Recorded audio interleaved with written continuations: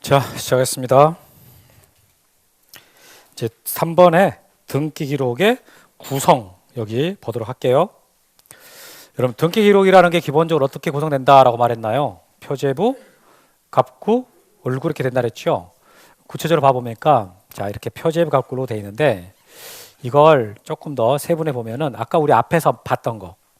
자, 표제부라고 할 때 이 표제부가 토지 등기 기록일 때는 표제부 가로 안에 토지의 표시라고 써지고요. 이 건물 등기급 표제부 가로 안에는 건물의 표시라고 써져요. 이렇게. 그러니까 표제부에다가는 뭘 쓰겠다고요? 두 개를 합쳐가지고 부동산의 표시를 쓰는 거죠. 표제부에는 뭘 쓰겠다고요? 부동산의 표시. 그럼 부동산의 표시로서 먼저 토지의 표시가 나왔으니까 여러분 토지의 표시가 뭔지는 잘 알고 있잖아요. 우리 지적법에서 말하는 토지 표시가 뭐가 있었어요? 소재, 지번, 지목, 면적, 경계, 좌표. 그런데 이 등기부에다가는 소재, 지번, 지목, 면적만 쓰면 되지 경계는 그림이니까 나타낼 수 없는 것이고 좌표는 10만 단위 숫자인데 쓸 필요가 없는 것이고 그래서 이 네 가지만 써서도 어떤 토지다라고 표시하는데 아무 지장이 없는 거죠. 토지 표시로는 소재, 지번, 지목, 면적 네 가지만 써지는 거예요. 그리고 맨 앞에 이 번호가 있잖아요. 이 번호가 무슨 번호예요? 표시번호. 왜 이거 표시번호냐라고 했을 때 표제부에는 뭘 쓰기 때문에 표시를 쓰잖아요. 토지의 표시, 건물의 표시. 표시를 쓰기 때문에 앞에 있는 번호는 무슨 번호라고요? 표시번호라고 말하는 겁니다. 이렇게. 그리고 여기 보면은 가끔 등기 보면 여기에 전1, 뭐 전2 이렇게 써진 거 있단 말이에요. 저게 뭐냐? 저게 뭐냐면 여기 보시면 자 등기법 1항에서 98년도 12월 9일 날 전산이기했다라는 말이 나와요. 그러니까 98년도 원래 우리 등기부가 종이로 돼 있었잖아요. 종이로 돼 있던 것을 98년도 12월 달에 전산으로 옮겼다 그 말이에요. 옮겨왔다 지금 그런 말인데 이게 옮겨오기 전에도 1번이었다라는 거지. 만약에 옮겨오기 전에 종이로 돼 있을 때 이게 1번 표시번호가 1번이 있었고 2번이 있다면 그때 1번은 다 말소가 되어 있는 상태거든요. 그럼 옮겨올 때는 그 당시에 효력 있는 것만 옮겨와요. 효력 있는 것만 옮겨오기 때문에 얘가 옮겨왔을 때 옮겨올 때는 1번으로 옮겨왔지만 옮겨오기 전에는 만약에 전에는 2번이었다. 이렇게 써지는 거지. 옮겨오기 전에 이게 2번이 종이로 돼 있을 때 2번이었단 말이에요. 그때 효력 있는 그 2번만 옮겨오게 되는데 여기서 새로 시작하니까 1번이라고 쓰지만 얘가 옮겨오기 전에는 몇 번이었다고요? 2번. 그러니까 전2라고 써진다 그 말입니다. 이해되셨습니다? 그 다음에 이제 건물 등기부로 와보니까 건물의 표시라고 했거든요. 건물의 표시. 그럼 건물의 표시라고 할 때 뭘로 건물을 표시하느냐라고 했을 때 역시 소재 지번은 똑같이 씁니다. 근데 이 건물 번호라는 말이 나오지만 실제 일반 건물에서는요. 건물 번호가 거의 써질 일이 없어요. 여러분 단독주택에서 건물 번호 씁니까? 101동 쓸 리가 없잖아요. 보통 건물 번호는 이 구분 건물에서 많이 써집니다. 하여튼 소재 지번 그래서 청계동까지가 소재고 98이 지번이고 자 건물 내역 봐볼게요. 건물 내역 봐보니까 벽돌조 슬래브 지붕 단층이라고 나와요. 여기까지가 이 건물의 구조예요. 구조고 주택하고 나왔잖아요. 주택 요게 이 건물의 종류. 그 다음에 125제곱미터라고 나왔는데 이게 건물의 뭐가 되고요? 면적. 그래서 이 건물 내역 부분에 나가는 구조, 종류, 면적을 쓰게 됩니다. 그래서 건물을 표시할 때 기본적으로 뭘 써서 표시하느냐라고 했을 때 소재, 지번, 구조, 종류, 면적 이렇게 말하는 거예요. 토지를 표시할 때는 뭘 써가지고 표시하고요? 소재, 지번, 지목, 면적을 써서 표시하고 자, 건물을 표시할 때는 뭘 쓰고요? 소재, 지번, 구조, 종류, 면적 이것들이 건물을 표시하는 내용이다. 아시겠죠? 이 정도 하겠습니다. 근데 여기다 아까 무슨 번호라고 말했나요? 표시번호. 합쳐서. 근데 여러분 이 토지의 표시와 건물의 표시 합치면 부동산의 표시잖아요. 부동산의 표시가는 사항이 표제부에 써진단 말이에요. 그런데 이 표제부에 써진 이 내용들은 안 바뀌고 딱 그대로 고정되어 있습니까? 바뀔 수도 있습니까? 자, 바뀔 수 있다 없다? 바뀔 수 있죠. 지목 바뀌면 지목 변경하잖아요. 이거 분할하면 또 면적 바뀌잖아요. 그래서 그 표제부 내용도 바뀔 수 있기 때문에 그 부동산의 표시 및 그 변경에 관한 사항, 이것을 표제부에다 쓰게 된다고요. 그래서 여기 보시면 자, 등기기록 구성에서 표제부를 봐보니까 표제부에는 부동산의 표시에 관한 사항과 그 변경에 관한 사항을 기록합니다 라는 말이 나와요. 373페이지 거기 구체적으로 뭐 토지 등기 기록에는 이라는 말이 나오고 밑에 건물 등기 기록에는 이라는 말 나오잖아요. 확인했어요? 네, 거기에 써진 말들인데 거기에서 거기는 다 할 필요는 없고 여기서 소재, 지번, 지목 면적이 토지 표시고 소재, 지번, 구조 종류 면적이 건물의 표시다. 이 정도. 그 표제부에 쓰는 번호는 무슨 번호라 그러고요? 표시번호. 이 정도 하면 되겠습니다. 다음에 칠판 보시고 갑구를 볼게요. 근데 갑구에다 그럼 뭘 쓰냐? 근데 자, 아까는 등기되는 권리가 8개가 있었는데 그 8개 중에서 자, 소유권 갑구에다 쓴다 그랬잖아요. 근데 여기를 보면 소유권이라고 돼 있지 않아요. 뭐라고 돼 있다고요? 소유권에 관한 사항이라고 돼. 소유권에 관한 사항. 소유권과 관련돼 있으면 여기다 쓰라 그 소리거든요. 그래서 보면은 자, 제일 먼저 여기는 번호가 무슨 번호라고 나왔어요? 순위번호. 아까 조금 전에 표제부는 무슨 번호였어요? 표시번호. 표제부가 표시번호인 이유가 토지의 표시, 건물의 표시, 부동산의 표시를 쓰기 때문에 표시번호라 그래요. 그런데 갑구와 을구 쪽에는 권리를 쓰잖아요. 권리는 순위가 문제가 되거든. 그래서 1순위 권리냐 2순위 권리냐라고 매겨줘야 되니까 그래서 순위번호라고 말하는 거예요. 그 다음에 등기 목적이 무슨 등기다 그 말이거든요. 무슨 등기다? 그래서 제일 아까 처음에 하는 등기를 무슨 등기라고 한다고요? 소유권 보존 등기. 그랬다가 소유자가 바뀌니까 하는 등기가 무슨 등기였어요? 소유권 이전 등기. 이렇게. 그 다음에 접수된 날짜 나오고 그 다음에 등기 원인 여기서 보니까 자 2017년도 8월 10일 날 매매를 했네요. 이렇게. 그럼 이게 뭐예요? 이게 매매가 뭐가 돼요? 등기 원인이 되는 거고 그 다음에 이게 뭐가 돼요? 그 연월일. 그래서 등기 원인 및 그 연월일을 쓴다라고 말하거든요. 등기 원인 및 그 연월일. 근데 칸에는 그냥 등기 원인이라고만 써 있습니다. 그 다음에 권리자 및 기타 사항 난 거기 봐보니까 소유자가 홍정희 씨고 50년생이고 그 다음에 주소 나오고 성명, 주민번호, 주소가 써집니다. 여기도 마찬가지 이렇게 식으로.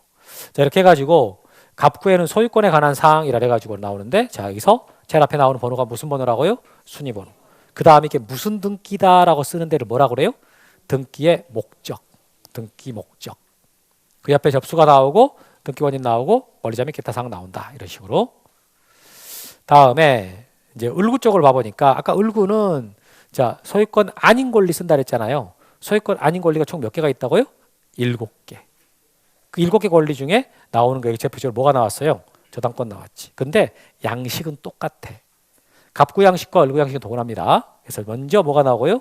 순위번호. 그 다음에 등기의 목적, 접수 등기원인, 그 다음에 권리자 및 기타 사항 이렇게 나와요. 이런 식으로. 그래서 아까 앞에서 제가 말해드렸죠, 그죠? 여기서 근저당권 채권 최고 X고, 근데 여러분 근저당권 설정에서 여기 봐보니까 이제 설정 계약이 원인이고요. 채권 최고가 2억 5천이란 말이에요. 우리가 진짜로 2억 5천 빌렸어요. 2억 5천보다는 좀 조금 빌렸어요. 조금 더 덜 빌린 거죠. 한 원금이 한 120%에서 130% 사이에 쓰니까 한 2억 빌렸다고 치고 채권 최고액은 2억 5천하고 쓴단 말이에요. 왜 5천만 원을 더 써요? 이자. 이자가 발생하는데 이자까지도 이 근저당권을 담보를 하겠다 이런 뜻이에요. 원금만 담보하는 게 아니라 뭐까지 담보한다고요? 이자까지. 그래서 최고액을 써주는 거거든요. 그 다음에 아까 여기서 말했던 거 이거 무슨 의미인지 말했고 어떻게 여기까지. 자 그런데 그러면 이제 여기서 자 등기가 되는 권리가 소유권, 지상권, 지역권, 전세권, 임차권 이렇게 용의권 4개잖아요. 용의권 4개. 그다음 담보권으로서 저당권, 권리, 질권, 채권, 담보권 뭐 이런 게 있어요. 8개가. 그럼 이 중에서 소유권은 어디다가 기록하고요? 갑구. 나머지 7개는 을구 이렇게 된단 말이지. 약속이 돼 있는 거야. 여기서 질문이 들어와요. 여기서 선생님 지상권이나 지역권이나 전세권, 임차권, 저당권 이런 거 전부 다 소유권자가 이렇게 설정해 준 거 아닌가요? 맞아. 그럼 소유권자가 설정해 준 거니까 소유권에 관한사항하고 연결돼 있지 않느냐. 맞아. 그러니까 갑부에서 되는 거 아니냐 이렇게 물어봐요. 그렇죠?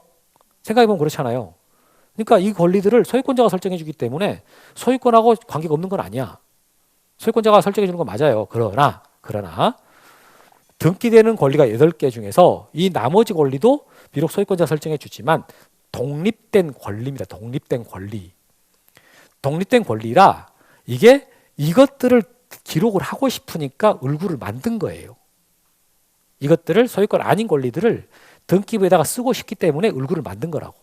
그러니까 소유권하고 관계가 전혀 없는 건 아니지만 그것도 하나의 독립된 권리이기 때문에 그것들을 등기하기 위해서 만들어진 부분이 을구라는 거지. 말 이해되시죠? 그러면 선생님 그럼 소유권 말고 소유권에 관한 그런 등기가 있습니까? 있지. 대표적으로 뭐가 있다? 가압류 등기, 아까 앞에서 봤던 거, 가처분 등기, 뭐 경매 개시 결정 등기, 경매 등기 있지 않습니까? 이런 것들. 자, 여러분, 자 이게 가압류는 권리예요, 권리가 아니에요. 다시 가압류 등기 있잖아요. 가압류 등기는 갑구에 기록이 돼요, 을구에 기록이 돼요. 이게 가처분 등기할 때 어느 쪽에 기록이 돼요? 이게 자 소유권은 갑구에 기록된다 그랬잖아요. 그러면 지역권, 지전세권, 임차권 다 을구에 기록된다 그랬지 않습니까? 그러면 가압류는 권리다, 권리가 아니다? 권리가 아니에요. 왜 권리가 아니에요? 권자가 안 써졌으니까 권리가 아니지. 전세권, 저당권은 권리예요, 아니에요? 권리지. 왜 권리요? 권자가 써졌잖아요. 권자. 이거 권리다라고 권자 써준 거 아니에요? 근데 가압류는 권자 안 들어가 있거든. 가압류권 이렇게 말 안 해요. 가압류 이렇게 말하는 거지. 권리면 권자가 들어갔을 거라고요. 그게는 뭐냐? 권리에 관한 거지. 권리에 관한 거. 그러니까 소유권을 만약에 목적으로 가압류를 한다. 소유권이 가압류의 대상이에요. 그럼 갑구에 써지는 거예요. 근데 전세권도 가압류 대상이 될 수 있단 말이에요. 그럼 전세권에다가 가압류를 한다고 쳐봐요. 그럼 어디다 써야 돼요? 그럼 을구에다 써야지.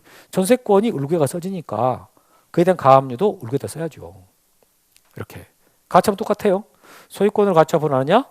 가냐에 따라 달라진다고. 그래서 갑구에는 소유권만 쓰는 게 아니라 갑구에는 소유권만 쓰는 게 아니라 소유권에 관한 사항이라고 된 이유가 여기에 만약에 가압류가 들어온다면은 가압류가 들어오면 3번이라고 써져 밑에 3번이라고 써지고 가압류 등기라고 써지는 거예요. 경매가 진행된다. 그럼 여기 4번이라고 써져요. 소유권이 경매 들어가니까 가압류 여기다가 임의경매 개시결정 경매가 써진다고요. 그러니까 경매 등기나 가압류 등기나 이것은 소유권이라는 말이 들어가 있지 않잖아요. 소유권을 가압류하는 것이고 소유권을 경매하는 것이지. 그래서 여기서 관한사항이라고 쓴 이유가 직접적으로 소유권은 아니지만 그 소유권하고 관계되어 있으면 갑구에 씁니다. 이런 뜻으로 나온 말이에요. 똑같이 을구도 마찬가지고 소유권 내의 권리에 관한사항이라고 되어 있다는 거지. 결론은 8개 권리 중에서 약속이 딱 돼 있는 거예요. 소유권은 갑구, 나머지 권리 7개는 을구 돼 있는데 왜 관한사항이라고 돼 있을까라고 말을 할 때 권자 안 들어간 것들 중에서 이게 소유권과 관계된 등기기에는 갑구에다 쓰는 것이고 소유권 아닌 권리랑 관계되어 있으면 을구에 쓰기 때문에 그냥 관한사항이라고 쓴다. 그 예로서는 가압류가 있고 가처분, 경매 이런 것들이 있을 수 있다. 그런 것들이 있다. 이렇게 말하는 거지. 알겠죠? 오케이. 그래서 표제부 갑구을구 내용도 설명했고 이제 넘겨보시면 구분 건물에 관한 등기 기록 나오잖아요. 이건 일단 구분 건물 들어가서 합시다. 쭉 넘겨보시면 거기 380페이지 구분 건물에 관한 등기 절차가 나옵니다.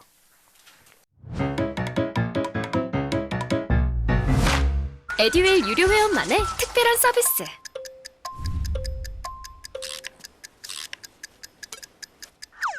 하치하차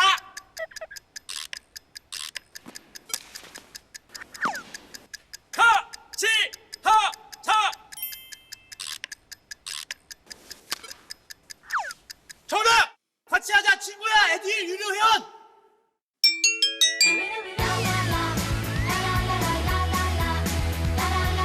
친구 소개하고 현금 받는 혜택.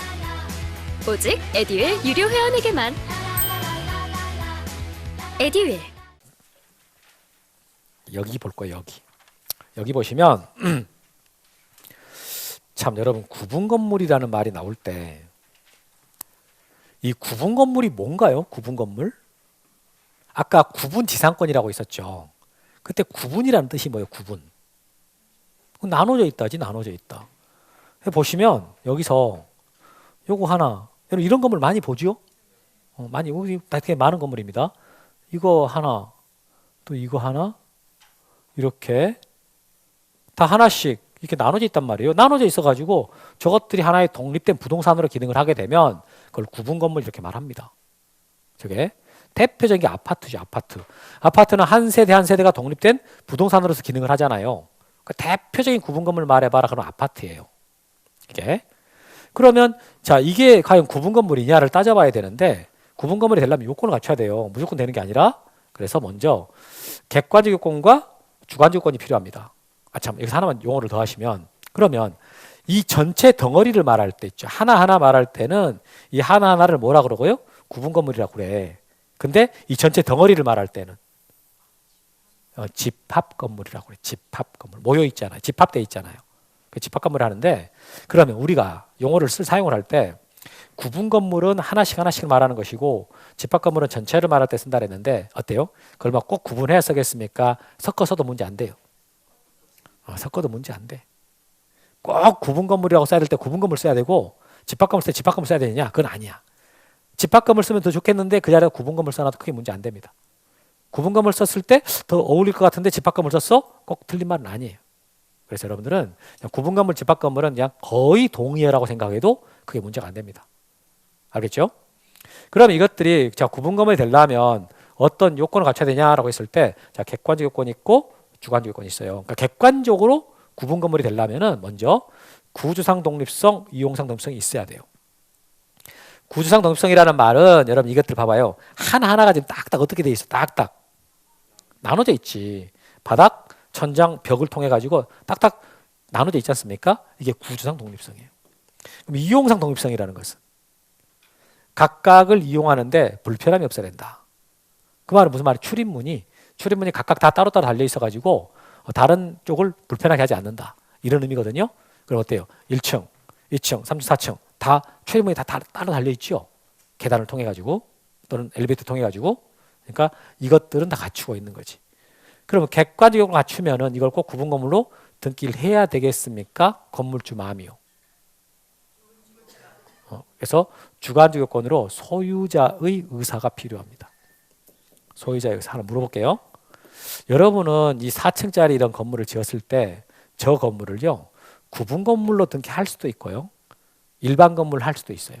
그러니까 구분 건물로 소유권을 갖추고 있다 그래가지고 구분 건물을 해야 되는 게 아니라 나 그냥 이거 일반 건물 하겠습니다 라고 할 수 있거든. 가능합니다. 그래서 이게 필요한 거예요. 그럼 여러분 같으면 저걸 구분 건물로 등기를 할 것 같아요? 일반 건물 할 것 같아요? 여러분이 건물 주면 일반 건물? 그럼 건물 몇 개예요? 한 개예요. 그럼 구분 건물로 만약에 등기를 했다면 건물 몇 개가 돼요? 4개가 되는 거죠. 1층은 상가 건물이니까 2, 3, 4가 주택이잖아요. 지금 보니까. 그럼 만약에 이걸 구분 건물로 했다라고 한다면 주택을 몇 개 갖는 거예요? 주택은 3개가 되는 거지. 부동산은 4개가 되는 거고. 그러죠?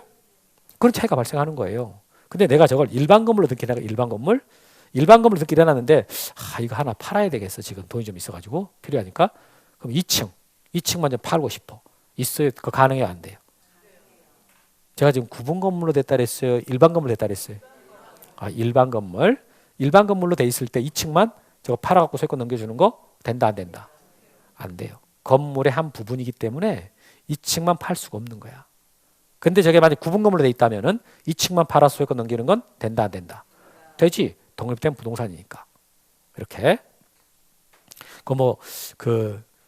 다주택자냐 이렇게 따져볼 때 다주택자냐 1주택자냐 따져볼 때 저기 일반 건물로 등기되어 있다면 이 사람은 다주택자예요 1주택자예요 1주택자. 구분 건물로 되어 있다면 다주택자가 되는 거지.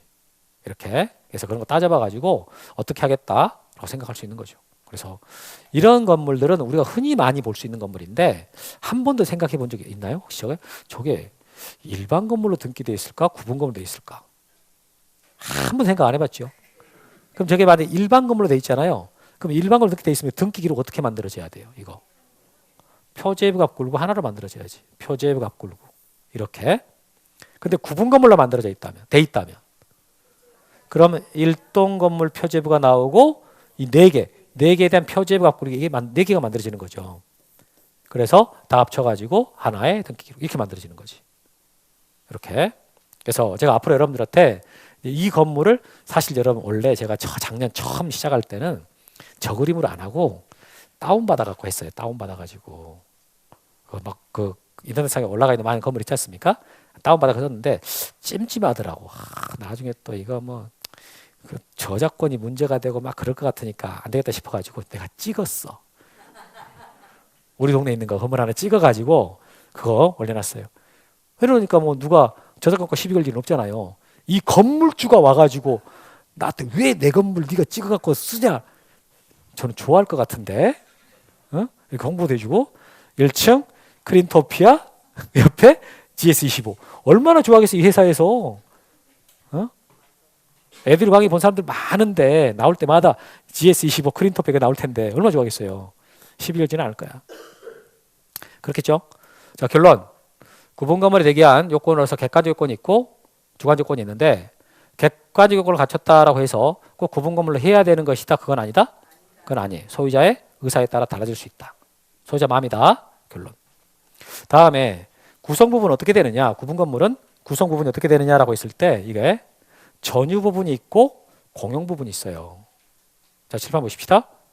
전유 부분이라는 말의 의미는 뭐겠어요? 전유 부분. 전부 지가 소유하는 거, 전적으로 지가 소유하는 부분이지. 전유 부분. 공용 부분은 공동으로 사용하는 부분. 공동으로 사용하는 부분. 그러면 그 중엔 다시 나눠져. 구조상 공용부분이 있어. 자, 구조상 공용부분 뜻은 뭐예요? 구조적으로 공동으로 사용하는 부분. 구조적으로. 그럼 그것들로 있는 게 복도나 계단, 엘리베이터 이런 것들은 구조적으로 같이 쓸 수밖에 없잖아요. 그럼 규약상 공용 부분은 규약, 약속으로 정한, 규약, 계약으로 정한, 계약으로 정해서 공용 부분이 된 것. 규약상 공용. 이 규약이라는 말이 그런 뜻이에요. 계약으로 정한. 이런 식으로. 그러면 이 이해가 되는 게 뭐가 있냐면 여기는 아까 복도 계단 이런 거라 그랬고 이게 관리사무소거든요. 여러분 아파트 관리사무소 보면은 독립된 건물로 돼 있죠. 그죠? 그럼 독립된 건물로 돼 있으니까 그 부분을 전유 부분으로 할 수 있어요? 못해요? 할 수 있죠. 그럼에도 불구하고 그게 지금 뭐가 된 거예요? 공용 부분이 된 거죠. 관리사무소는 공용 부분입니다. 그럼 왜 그것은 독립된 전유 부분이 될 수 있음에도 불구하고 공용 부분을 한 겁니까? 그렇게 하기로 어떻게 했어요? 규약했어. 규약으로 정했다고. 그걸 뭐라 한다? 규약상 공용 부분. 여러분 보통 관리사무소를 보면 독립된 건물로 있는 경우도 있지만 이게 예를 들어 한 6층이다 또는 7층이다라고 했을 때 1층, 2층 이렇게 있을 때요. 1층 여기가 관리사무소고 여기가 노인정이고 이런 거 혹시 본 적 있어요? 이런 건물? 이런 거 있어요. 그러니까 관리사무소가 그냥 그 동안에 1층에가 들어가 있는 경우도 있다니까요. 이런 경우들. 그럼 여기를 여러분 어떻게 전유 부분으로 쓸 수 있어요? 애초부터 불가능했어요. 쓸 수 있었는데 처음부터 그렇게 설계를 한 거지. 이 건물은 1층 관리사무소 설계가 된 거란 말이에요. 근데 원래는 전유 부분을 할 수 있는 부분이었는데 공용 부분으로 바꿔놓은 거지 않습니까? 이런 게 지금 뭐가 되는 거라고요? 규약상 공용 부분. 구조적으로 공용 부분은 아니야 거기는. 구조적으로 보면은 전유 부분 할 수 있단 말이에요. 근데 공용 부분으로 쓰기로 그렇게 정한 거지. 그 말 이해되죠? 이렇게. 그러면 우리가 일반적으로 아파트가 33평이다라고 했을 때 전유 부분이 한 25평 되고 공용 부분이 8평 된단 말이에요. 그러면 여러분들 우리 등기를 할 때 일반적으로 등기를 할 때는요. 여기다가 해요. 여기다가. 아까 책 한번 가볼까요? 거기에 372페이지 한번 다시 가봐요. 372페이지 봐보시면 양가로 2번 1부동산 1등기로 예외라고 써진 거 있잖아요. 찾았어요? 거기 색깔들을 한번 봐봐요. 이때 한 개의 등기 기록은 일동 건물에 대해서는 표제만 두고 전유 부분마다 표제부가 굴구라고 돼 있죠. 거기서 뭐라고 돼 있어요? 전유 부분이라고 돼 있잖아. 전유 부분. 전유 부분마다 표제값 굴고 이렇게 나오잖아요. 그럼 칠판 보십니다. 우리가 보통 말할 때 33평짜리 아파트가 전용 면적이 25평이고 공용 면적이 8평이다 보통 이렇게 된단 말이에요. 그 전용 면적이라고 말하는 부분 있지 않습니까? 그게 전유 부분이야. 거기가. 그럼 보통 우리가 등기를 할 때는요. 여기다가 등기를 하는 거예요. 여기다가 등기를 한다고. 그러면 그 효력은 당연히 공용 부분까지 미치는 거죠. 그러니까 따로 공용 부분 이 부분에 대해서 따로 등기를 할 수가 있어요. 따로 하지는 않습니까? 따로 안 해. 따로 안 한다고. 그래서 여러분들은 이 8평 지분에 가요. 관리사무소 지분도 있는 거예요. 복도 계단 지분만 있는 게 아니라 어디도 있다고요? 관리사무소. 그럼 내가 8평 나 요즘에 진짜 돈이 정말 필요해. 연말되다 더 필요하는데 내가 좀 돈이 필요하다. 너 나 관리사무소 지분 얼마 있으니까 내가 싸게 내줄게. 그거 좀 사라. 어떻게 이래 되겠어요? 안 돼. 이건 따로 분리해서 처분이 안 되거든. 그래서 여기다 등기해주면 그냥 별도의 등기 안 해도 여기까지 이렇게 미치는 그런 구조가 돼요. 그럼 여기서 여러분 이 규약상 공용부분 관련돼 가지고 이게 이제 관리사무소가 그 얘가 되니까 그럼 여러분 이건 따로 등기부가 만들어지겠어요? 안 만들어질래요? 독립된 건물이다. 규약상 공용부분은 독립된 건물이잖아요. 그러니까 등기부가 만들어진다 안 만들어진다? 만들어집니다. 응? 만들어져. 올해 이게 정답이었어. 이게 막 시작할 때 제가 여러분들한테 22번 문제 올해 복수정답 처리된 거 있잖아요. 그게 정답이 원래 이거였다고. 이거 규약상 공용 부분. 제가 예전에 10년 훨씬 넘었어요. 같이 그 학원 나갔던 데가 주택관리사랑 수업을 같이 했었거든요. 그럼 주택관리 선생님이 그날 온다고. 그래서 저랑 같이 얘기하다가 마침 그때 주택관리 선생님이요 현직 관리소장이었어. 춘천에서. 그래서 제가 그분한테 이 관리사무소 맨날 제가 말은 하지 등기부를 떼본 적이 없거든요. 그래가지고 제가 떼볼 날인데 안 되더라고. 소장님한테 그래서 이제 그 선생님한테 선생님 그거 관리사무소 그 등기부 좀 뗄 수 있으면 좀 떼다 주세요 이렇게 말했거든요. 그래도 그러겠다 해주겠다 그러더라고. 다음 주 왔는데 안 돼 있더라. 등기부가 만들어지지 않더라. 그래서 내가 못 뗐다 그러는 거예요. 그러면서 참 성의 있는 게 그분 자기 주변에 있는 관리사무소 선생님들 많을 거 아니에요. 다 물어봤나 봐. 혹시 있냐고. 근데 춘천 시내에서 춘천 분이었는데 아무것도 안 만들어져 있더라는 거지. 관리사무소가. 등기부가 안 돼 있다라는 거야. 이렇게. 그래서 결국 떼보지는 못했어요. 근데 왜 관리사무소가 등기가 된다고도 돼 있고 독립된 건물인데도 왜 거기 등기부가 안 만들어져 있을까요? 그렇지. 필요가 없으니까. 아까 한강 저거 등기할 수 있는 거라 그랬어요? 안 되는 거라 그랬어요? 뭘 들은 거예요? 3교시 들으면 1교시 잊어버리는 거예요? 어? 등기되는 건물 땅 그렇게 부동산 얘기할 때 한강도 등기 대상이 된다 안 된다? 터지면 다 된다 그랬잖아요. 바다 빼고 다. 그런데 현실적으로 등기부가 만들어져 있을까요? 안 만들어졌을 가능성이 높겠다. 왜 그런다고요? 필요가 없으니까. 그럼 관리사무소 이 건물 이것도 건물이잖아요. 부동산이라고. 그러니까 등기의 대상이 될 수 있다 없다? 있어. 그 현재 우리 법에도 규정이 있고요. 문제도 잘 나와. 그게. 그런데 실질적으로 안 만들어지더라는 거죠. 현실적으로는. 왜 안 만들어졌을 거라고요? 거기 누가 소유권 분쟁이 발생하겠어요? 내 소유권이라고 주장하는 사람이 있겠어요? 팔아먹거나 담보를 잡히겠습니까? 그럴 리가 없잖아. 그러니까 그냥 현실적으로는 안 만들어버린 거지. 이렇게. 그래서 그게 관리사무소 등기부를 끝내 제가 구경을 못했습니다. 지금까지. 시험에 잘 나온다고 안 나온다고요?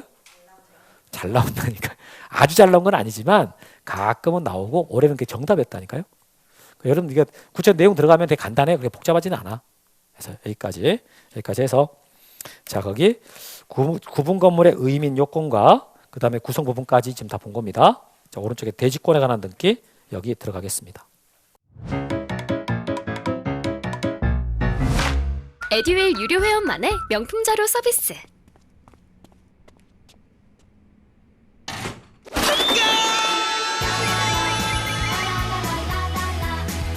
고퀄리티 명품 자료의 혜택. 오직 에듀윌 유료 회원에게만. 에듀윌. 구분 건물은 공부할 때 제일 핵심이 이 대지권이거든요. 자, 칠판을 보겠습니다. 여러분들은 대지권이라는 말을 들어는 봤어요. 그때 제가 지적 공부 설명할 때 대장에 속하는 건 4개, 도면에 속하는 거 3개라고 말할 때 대장에 속하는 4개에서 토지대장, 임야대장, 공유지연명부, 그 다음에 대지권 등록부 이게 나왔거든. 그 대지권 등록부라는 거 말하면서 간단하게 제가 대지권이라는 말만 언급을 했었죠. 그 대지권이라는 게 지금 나오게 되는데 자, 칠판 보겠습니다. 이게 지금 일반 주택이에요. 일반 주택. 일반 주택이면은 지금 이게 토지가 있고 건물이 있잖아요. 그럼 등기 기록도 토지 등기 기록, 건물 등기 기록 각각 만들어지는 거예요. 이렇게. 자, 그러면 여기를 자, 이게 지금 이게 건물이라고 치고요. 건물. 이게 토지라고 하겠습니다. 그럼 여기서 소유자가 지금 갑이에요. 여기도 소유자가 갑이지. 근데 요번에 이것을 갑이 을한테 팔았어요. 을한테 팔아가지고 이 소유권을 이제 을한테 넘긴단 말이에요. 그러면 이때 건물에다가 소유권 이전 등기를 자 소유권 이전 등기를 을한테 했다. 그러면 땅에는 안 했다고 쳐봐요. 그럼 건물만 소유권이 넘어가요. 땅까지 같이 넘어가요. 이렇게 되면 건물만 소유권 넘어갑니다. 토지 소유권이 넘어가지 않아요. 그럼 토지 등기 여기다가도 소유권 이전 등기 을하고 해줘야 토지도 같이 소유권이 넘어가는 거예요. 이게 토지와 건물은 별개의 부동산이기 때문에 등기부 따로 만들어지고 등기도 각각 해줘야 효력이 발생합니다. 이제 을이 소유권자로서 여기다가 담보 잡히고 돈 빌리고 싶어요. 그래서 저당권 설정한다고 칩시다. 그래서 건물에다가 자, 저당권을 설정했습니다. 병한테. 그럼 토지는 안 해버렸어. 그랬을 때는 이때 이 저당권 효력은 건물만 미쳐요? 토지까지 같이 미쳐요? 건물만 미칩니다. 만약에 이때 이 사람이 돈을 안 갚아줘 경매를 시킨다라고 했을 때요. 저렇게 등기해놨지 않습니까? 그러면 건물은 경매에 들어가도 토지는 경매 안 들어가요. 이렇게. 그럼 반대로. 자, 여기서 만약에 반대로 해가지고 여기다가 저당권 설정했어요. 저당권 설정 토지에다가 병한테. 그 건물 안 해버렸어요. 그러면 이 저당권 효력은 토지만 효력이 미쳐요? 건물까지 같이 미쳐요? 토지만 미쳐요. 그러니까 만약에 돈 안 갚아서 경매시킨다고 했을 때 토지는 경매에 들어가지만 건물은 경매 못 넣어요. 그래서 채권자는 담보를 잡을 때는요. 어떻게 합니까? 양쪽을 다 같이 잡지. 이렇게. 이게 기본이라고요. 우리나라는 토지와 건물을 별개로 보기 때문에 등기 기록에도 각각 따로따로 등기를 해줘야 그 효력이 미치는 것이지 한쪽에 건물에만 해놨다 해서 효력이 땅까지 미친다거나 땅에만 등기에 따라서 건물까지 미치는 경우는 없어요. 그렇게는 안 돼. 그렇게는 안 됩니다. 그런데 자, 아파트. 이 아파트가 상계동 120번지인데 자, 레면 아파트 1000세대짜리. 이게 지금 이게 상계동 120번지에 레면이 있다 치고 1000세대짜리라고 쳐봐요. 거기에 100세대 이제 10개 동이 있지. 10개 동인데 그럼 동마다 100개가 있는 거지 않습니까? 100세대가. 그렇죠? 그 중에서 얘가 이제 101동이라고 쳐봐요. 101동. 얘가 101동이에요. 그럼 저거 등기부 만들 때 어떻게 만드냐? 우리 앞에서 배웠잖아요. 이렇게 한다고. 아까 101동 전체에 대한 표제부가 있고 이게 이제 100개가 있는 거지. 싹 다 묶어가지고 이게 하나의 등기 기록. 이렇게. 그러면 이 1000세대가 올라가 있는 상계동 120번지. 상계동 120번지 토지 있잖아요. 토지. 그 토지 등기부가 있겠습니까? 있다 없다? 있어. 몇 개 있어요? 1개 있어요? 1000개 있어요? 1개 있어요. 1개. 1개 있습니다. 이렇게. 자, 그러면 여기서 자 101호 소유권자가 A였어요. A. 그럼 A는 101호에 대한 소유권을 갖고 있지만 이 땅에도 자기 집은 얼마 가지고 있죠. 자기 집은 있지 않습니까? 그럼 이번에 팔았어요. 이걸 팔아가지고 자 소유권 이전을 B한테 했다고 쳐봐요. B한테. 그러면 이게 지금 건물에 대한 소유권만 파는 게 아니라 땅에 대한 지분도 판단 말이에요. 그러죠? 그러면 땅에 대한 지분, 이 지분 얼마 갖고 있는 거, 그 지분도 B한테 이전 등기를 자 해준다고 한번 해봅시다. 해준다. 원칙이 여기서 아까 토지와 건물은 별개니까 이게 건물에도 등기하고 토지도 했지 않습니까? 그것처럼 아파트도 만약 그렇게 해야 된다. 그래서 101호 소유권 B한테 이전했고 그 다음에 토지 갖고 있는 A의 지분도 이때 B한테 이전을 했다. 그렇게 해요. 이렇게 원칙대로 해가지고 자 이런 식으로 해서 아파트가 관리가 만약에 똑같이 일반 건물하고 똑같이 된다면 그렇게 된다면 이때 아파트는 어때요? 어떤 문제가 발생한다? 이게 건물 쪽은 각 전유 부분마다 표제부, 갑굴고 했으니까 문제가 안 되는데 토지 쪽은 등기부는 한 개밖에 없는데 거기에 1000명이 어떻게 되나요? 1000명이 권리관계가 섞이는 거지. 그렇죠?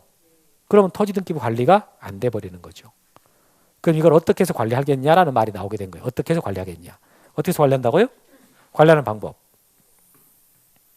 등기는 어디만 하고 건물만 하고 토지에는 등기를 안 해버려.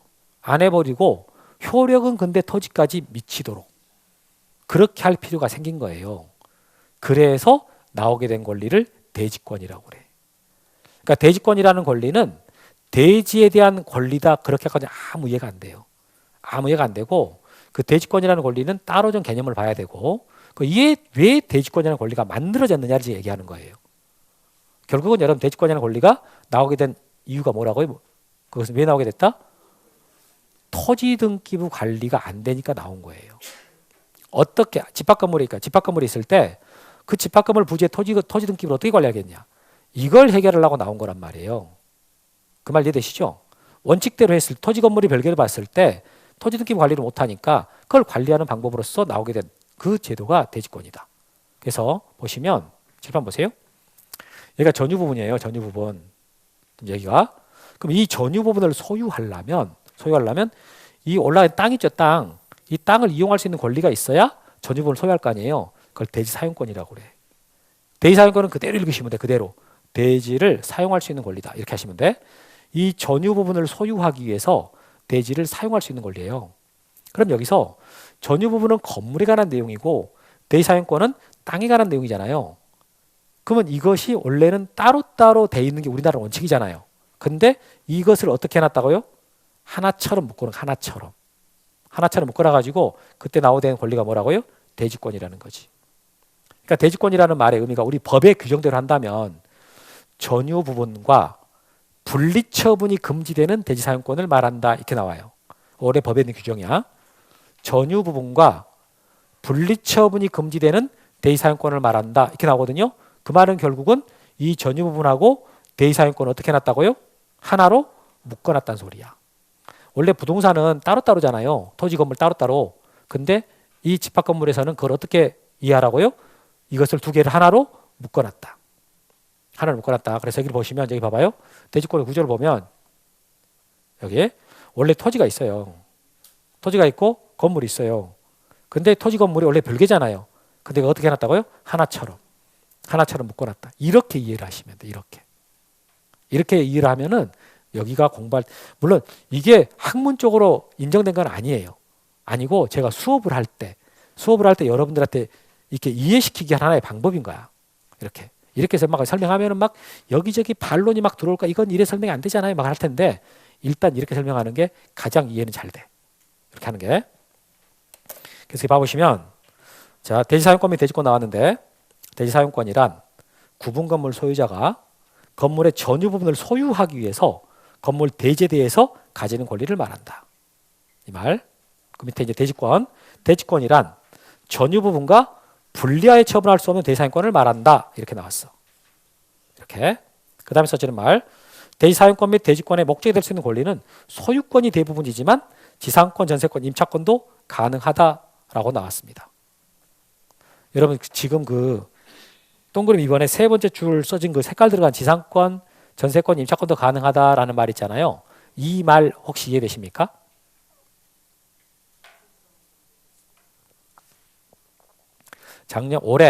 올해 그 고덕 강일지구, 강동구 강일지구라고 있어요. 강일지구에 거기에 반값 아파트라 해가지고 공급이 됐었거든요. 그때 구체적인 명칭은 토지 임대부 분양주택이야. 토지 임대부 분양아파트, 토지 임대부 분양아파트라는 게 있었어요. 혹시 들어봤었어요? 그게 지금 이 얘기거든. 그게 뭐냐면 칠판 보시면 이 땅을 소유권을 예를 들어서 국가가 갖는다고 칠게요. 이 소유권을 국가가 갖는 거예요.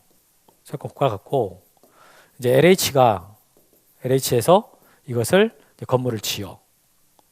건물을 짓는데 땅을 사가지고 짓는 게 아니라 땅을 빌리는 거지.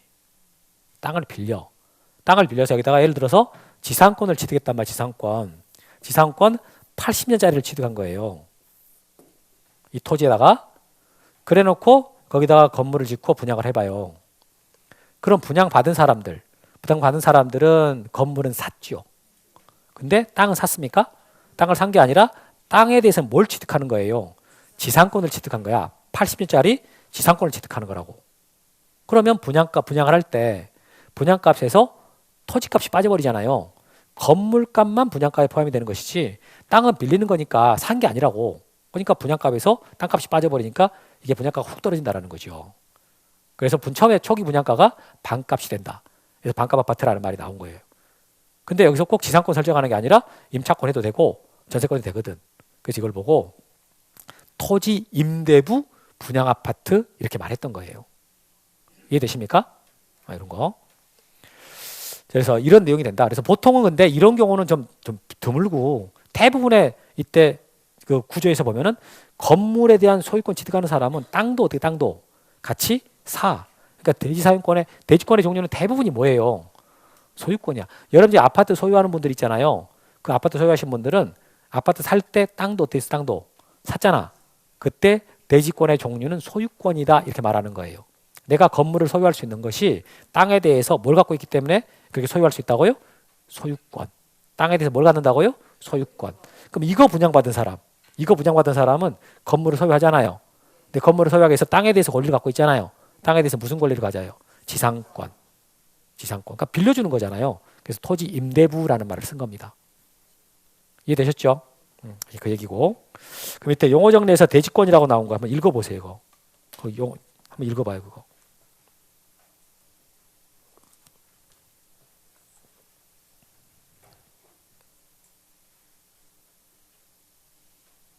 거기 보니까 자, 토지와 건물은 별개의 부동산이지만 이에 대한 예외로 건물과 토지를 합하여 마치 한 개 부동산으로 취급하는 권리를 대지권이라고 이해합니다. 이래놨잖아요. 이렇게 이해를 하시라는 거야. 이렇게 이해하시면은 앞으로 공부할 때 도움이 되실 것이다. 이렇게 이걸 대지권의 구조로서 이해하시라. 이런 뜻입니다. 그러면 대지권에 관한 등기가 나왔어. 자, 대지권에 관한 등기가 나왔는데 아까 여기 보겠습니다. 아파트 여기 보세요. 아파트 등기부 만들 때 여기 잘 보셔야 돼. 예를 들어서 이게 지금 아까 101동이라고 치고 101동 등기 기록은 표제부가 있고 그 다음에 전유부마다 표제부 갖고 다 합쳐가지고 하나의 등기 기록이잖아요. 이렇게 만들어져 있어. 근데 이렇게 만들어 놨는데 사실 여러분들은 이걸 볼 일이 없어요. 이게 100세대라 그러니까 100개를 다 볼 일이 없잖아요. 그럼 내가 예를 들어서 자 101동의 101호를 보고 싶어. 101동의 101호. 그럼 101동의 101호를 내가 열람 시청을 해가지고 열람이 될 거란 말이에요. 그럼 어떻게 101호를 떼줘요? 떼줄 때. 내가 보고 싶은 101호 있잖아요. 101호. 101호에 대한 뭐가 나와요? 표제부 갑굴고 나올 거 아니겠습니까? 근데 이것만 나오는 게 아니라 뭐가 나와요? 맨 앞에 있던 그 101동 표제부 있잖아요. 요거랑 같이 나오는 거야. 그러니까 아파트 등기부를 떼지 않습니까? 그럼 표제부가 반드시 2개가 나오게 돼. 표제부가 2개 나오는데 앞에 표제부가 있고 뒤에 표제부 또 나온단 말이에요. 그때 이 표제부가 무슨 표제부라고요? 한 동 건물, 1동 건물 표제부가 나오는 거고 두 번째 표제부가 이제 무슨 표제부예요? 전유 부분. 두 번째 표제부가 무슨 표제부라고요? 전유 부분. 이렇게.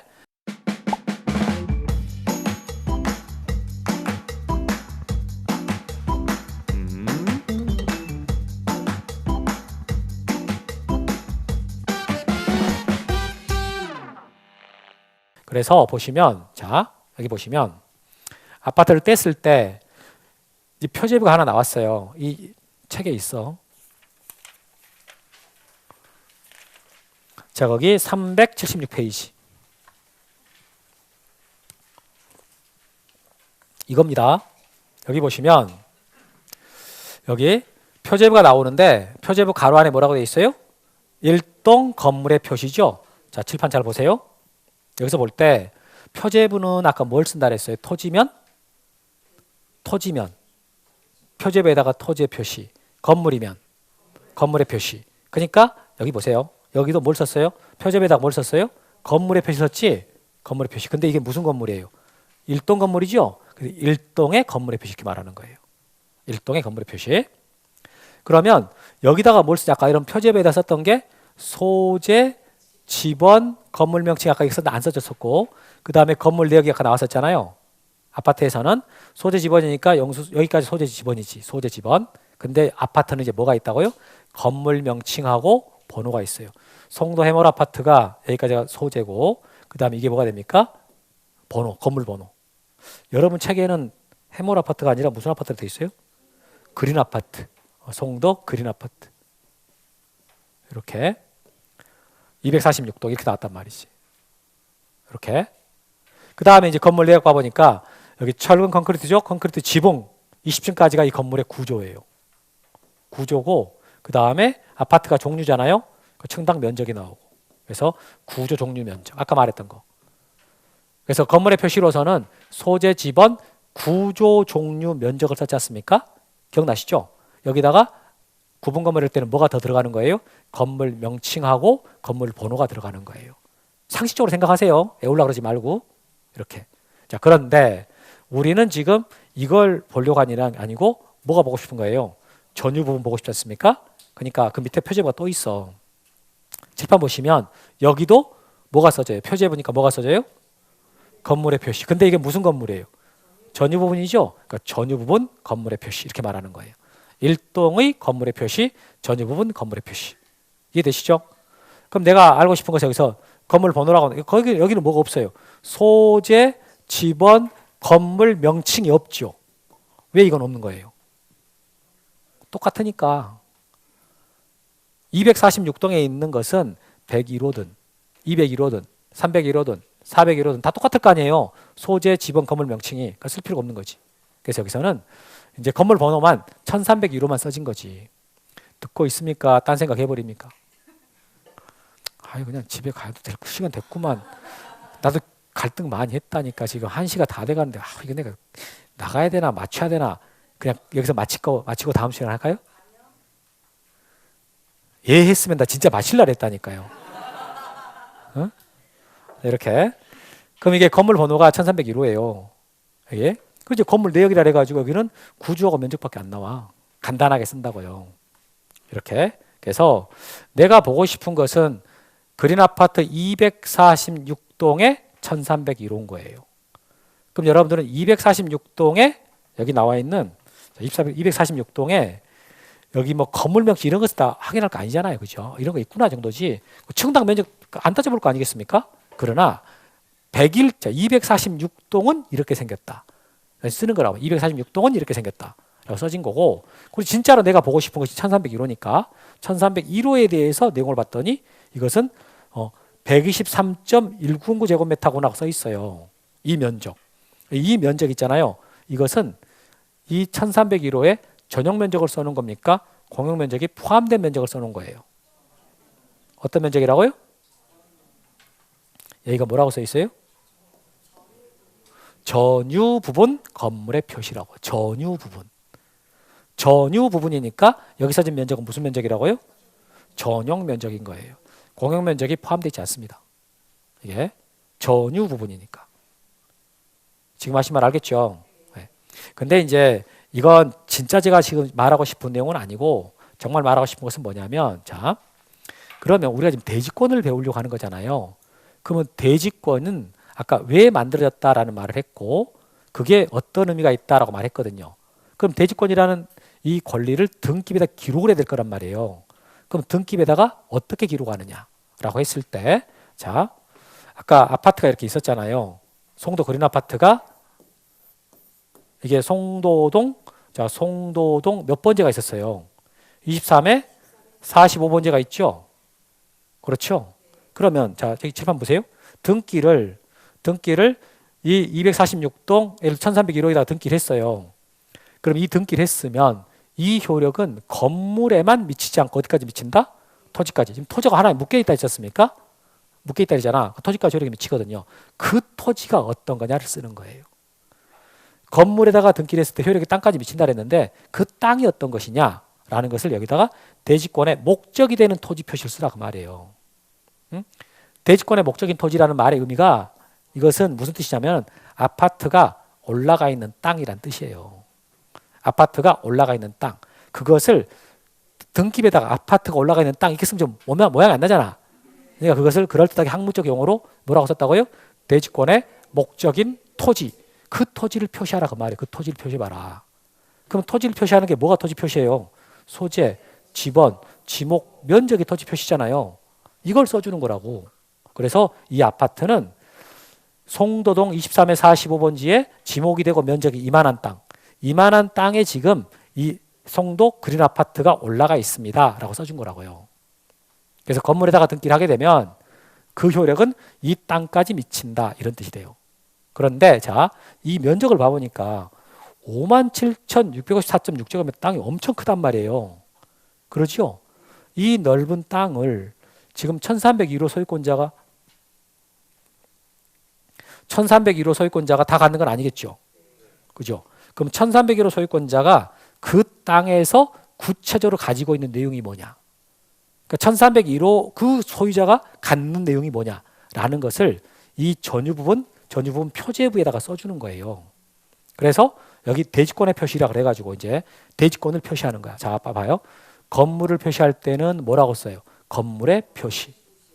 토지를 표시할 때는 뭐라고 써요? 토지의 표시. 다시 자, 건물을 표시할 때는 뭐라고 쓴다고요? 건물의 표시. 토지를 표시할 때는 토지의 표시. 그럼 대지권을 표시할 때 뭐라고 써요? 대지권의 표시. 이렇게 말하는 거예요. 대지권의 표시. 대지권을 표시할 때 뭘 써서 표시하냐? 라고 할 때 보니까 대지권의 종류. 그러니까 이게 뭐냐면 소유권 대지권. 이거 1이라는 말이 구체적으로 말하면은 이거야, 이거. 여기 보면 아까 소재 지번 여기 나오고 앞에 1하고 써 있죠. 여기 1, 여기 1이 있어요. 이게 안 들어가 있는데 그 1 안 들어가 있죠. 여기 여러분 책에 대지권의 목적인 토지 표시에서 소재 지번에 여기서 인천광역시하고 1이 안 써져 있죠. 여기 1 써야 돼. 1. 앞에 1이 지금 빠졌어. 1 그걸 써주거든요.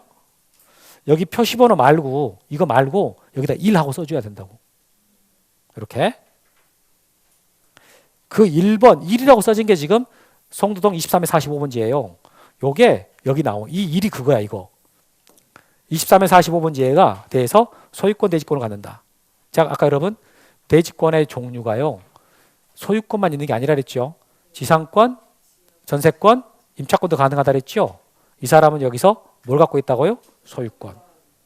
그러니까 이것은 토지 임대부 아파트가 아니란 소리예요. 일반적인 소유권 아파트인 거예요. 소유권 아파트. 그래서 아, 이건 소유권 갖고 있구나. 근데 소유권을 갖고 있는데 얼마만큼 갖고 있느냐. 아까 토지 전체 면적이 얼마였어요? 57,604.6이었죠. 그중에서 이 사람이 갖고 있는 비율이 얼마가 된다고요? 96.552. 보통 여러분들은 저걸 말할 때 뭐라고 말합니까? 대지 지분이라 그러지요. 근데 우리 법에서는 대지 지분이란 말을 쓰지 않고 뭐라 그래요? 대지권의 비율이라고 그래요. 대지권의 비율.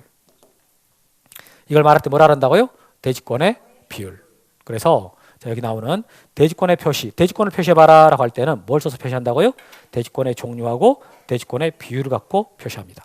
토지를 표시할 때는 소재, 지번, 지목, 면적을 쓰잖아요. 건물을 표시할 때는 소재, 지번, 구조, 종류, 면적을 쓰지 않습니까? 그럴 때 그러면 대지권을 표시해봐라 라고 할 때 뭘 써서 표시한다고요? 대지권의 종류하고 대지권의 비율, 이걸 써서 표시합니다. 그래서 1301호 소유권자가 갖는 땅, 그 땅에 대해서 내용을 써준 거예요. 대지권의 종류하고 대지권의 비율. 이해되셨죠? 자, 이것을 여러분들이 아파트 등기부를 떼보면 그냥 볼 수 있는 거예요. 일동 건물 표제부에는 뭐가 써지고 대지권의 목적이 되는 토지의 표시를 쓰고 전유 부분 표제부에다가는 뭘 쓴다고요? 대지권의 표시를 씁니다. 이런 것들을 자꾸 봐서 익혀야 됩니다. 여러분들이 제일 어려워하는 게 지금 이 파트고요. 여기를 어려워한다기보다는 건요. 외워야 될 것인데 안 외워가지고 그걸 물어보는지를 모르는 부분이 여기에요. 자, 그 다음에 하나 더. 여러분들은 아파트 살 때 토지 등기부를 떼보세요? 안 떼보세요? 안 떼봅니다. 왜냐하면은 이게 건물에다가 그 등기를 하게 되면 효력이 땅까지 미치기 때문에 건물 등기부의 권리 내용하고요. 토지 등기부 권리 내용이 동일해요. 동일하기 때문에 토지 등기부를 따로 떼볼 일이 없는 거예요. 그런데 현실적으로 토지 등기부가 지금 만들어져 있겠습니까? 안 만들어져 있어요. 아까 여기 보면은 아까 대지권의 목적이 된 토지가 송도동 23의 45번지였잖아요. 그러면 송도동 23의 45번지 토지 등기 기록이 있다 없다? 있어요. 만들어져 있습니다. 이게 지금 토지 등기 기록이야. 여러분 한 페이지 넘겨보세요. 넘겨보시면 378페이지에 그 토지 등기부 하나 나와요. 나와 있습니까? 거기 표제 보니까 뭐라고 써요? 표제 보니까 송도동 23에 45번지 나와 있어요? 확인했어요? 돼 있죠? 거기에 보면은 갑구를 봐보시면 갑구에 보니까 거기 순위번호 3번에서 3번 소유권 대지권하고 써진 거 봤어요? 칠판 보세요. 이거예요. 갑구 3번을 보면 소유권 대지권이라고 써진 거 있어요. 여기 옆에다 이거 써놔요. 대지권이라는 뜻의 등기. 대지권이라는 뜻의 등기 이거 써놔요. 그 3번 등기를 보고 대지권이라는 뜻의 등기라고 말합니다. 그 3번 등기를 보고 오늘 여기 이 대지권의 등기까지만 하고 마칠게요. 예. 그래서 자 여기서 여러분들은 대지권제가 3종 세트라고 말하거든요. 대지권 3종 세트. 대지권 3종 세트로 말하는데 아까 여기 일동 건물 표제부 있지 않습니까? 일동 건물 표제부에다가 들어가는 대지권 등기 이름이 대지권의 목적인 토지 표시라 그래요. 이건 여러분 나중에 암기하셔야 돼. 오늘 외우면 더 좋은데 이걸 대목토라고 외울 거예요. 대목토. 이렇게 대지권 3종 세트라고 제가 말하고 그 중에 하나가 일동 건물 표제부에 나오는 것이 뭐라고요? 대지권의 목적인 토지 표시. 대목토라고 외우는 것이고 두 번째 거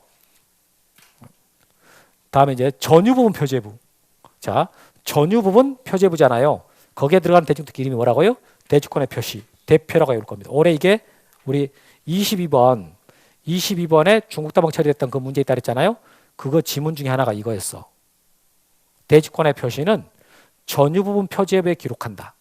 이거. 대지권의 표시는 어디다가 기록했어요? 전유 부분 건물 표제부에 기록했잖아요. 이게 지문 중에 하나였다고. 이게. 그 다음에 여기 이 아까 대지권의 목적인 토지라 그랬죠. 여러분 대지권의 목적인 토지가 아파트가 올라가 있는 땅, 그 땅을 말할 때 뭐라 그랬다고요? 대지권의 목적인 토지 이렇게 말하거든. 그 토지 등기 기록이 있단 말이에요. 그 토지 등기 기록. 그 토지 등기 기록 여기 갑구에다가 뭘 썼습니까? 대지권이라는 뜻의 등기. 이렇게. 근데 이게 소유권이니까 갑게 써진 거잖아요. 근데 만약에 아까 토지 임대부 아파트처럼 지상권이다면 그러면 지상권 대지권이라고 써지거든요. 그럼 지상권 대지권은 어떻게 을구에다 써야 되겠죠. 그래서 대지권이라는 뜻의 등기는 어때요? 갑구에 쓰는 거예요? 을구에 쓰는 거예요? 양쪽에 다 쓸 수 있는 거예요. 양쪽에 다. 이걸 보세요. 해당구라는 말로 표현합니다. 해당구. 이걸 해당구라고 그래. 자, 그래서 책에서 확인하고 마치도록 합시다. 거기 381페이지.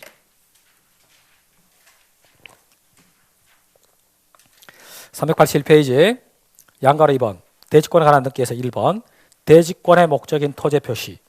이게 대목토입니다. 대목토. 그래서 이게 나오는 게 이거예요. 이거 말하는 건데 자, 보니까 1번 건물 등기 기록에 대지권 등기할 때에는 일동 건물 표제부 중 지금 381페이지예요. 일동 건물 표제부 중 대지권의 목적인 토지 표시란에 이렇게 표시번호 대지권의 목적 1년번 됐고 그 다음에 나오는 소재, 지번, 지목 면적 줄 쳐봐요. 소재, 지번, 지목 면적 이것을 기록한다. 이렇게 자 보시면 일동 건물 등기 기록 표제부에다가 대지권의 목적인 토지 표시를 씁니다. 거기다가 뭘 쓴다고요? 소재, 지번, 지목 면적. 왜 그래요? 여기는 뭘 쓰기 때문에 토지의 표시 쓰기 때문에 이렇게 소재, 지번, 지목 면적 이렇게 쓰는 것이고 다음에 두 번째 거 대지권의 표시 이걸 말하는 거예요. 이걸 자 건물 등기 기록에 대지권에 등기 할 때에는 전유 부분 표제부 중 대지권의 표시란에 여기서 나오는 말이 전유 부분 표제부 중 대지권 표시란 안에 다른 거 됐고 자 대지권의 종류, 대지권의 비율 거기 줄 쳐요. 대지권의 종류, 대지권의 비율. 그래서 대지권을 표시할 때 뭘 써서 표시하느냐? 대지권의 종류와 대지권의 비율을 쓴다. 이걸 말하는 거예요. 다음에 3번 대지권이라는 뜻의 등기. 거기 봐보니까 등기관은 건물 등기 기록에 대지권 등기를 하였을 때는 끊어주고 거기서 건물 등기 기록에라는 말 나왔잖아요. 거기서 말한 건물 등기 기록에 대지권 등기. 대지권 등기했다라고 할 때 대지권 등기라는 것은 1번, 2번을 말하는 거예요. 1번, 2번. 대목토, 대표를 말하는 거예요. 그 위에 지금 동그라미 1, 동그라미 2 있잖아요. 대목토, 대표. 참 제가 2번을 대표라고 말 안 했죠. 1번은 동그라미 1번은 대지권의 목적인 토지 표시할 때 대목토 동그라미 치고 2번에 대지권의 표시는 대표 동그라미 쳐요. 대표. 대표. 이렇게. 3번. 자, 등기관은 건물 등기를 대지권 등기를 하였을 때 그 대지권 등기 하였을 때 대지권 등기 밑줄 쳐보고 그게 위에서 말한 1번, 2번에는 대목토 대표를 말하는 겁니다. 그 등기를 하였을 때에는 직권으로. 자, 그다음에 나오는 말 대지권의 목적인 토지 등기 기록 해당 구에 거기서 대지권의 목적인 토지 등기 기록이라 했잖아요. 그 아파트가 올라간 땅, 그 땅 등기 기록 해당구라 했거든. 해당구. 그 동그라미 쳐보고 그 해당구라는 말이 무슨 뜻이에요? 갑구가 될 수도 있고 을구가 될 수도 있어. 대지권의 종류가 소유권이면 갑구고 지상권이면 을구고 이게 그런 말입니다. 해당구에 어느 권리가 대지권에 대한 뜻과 그 대지권을 등기한 일동 건물을 표시하는 사항 및 연원을 써라.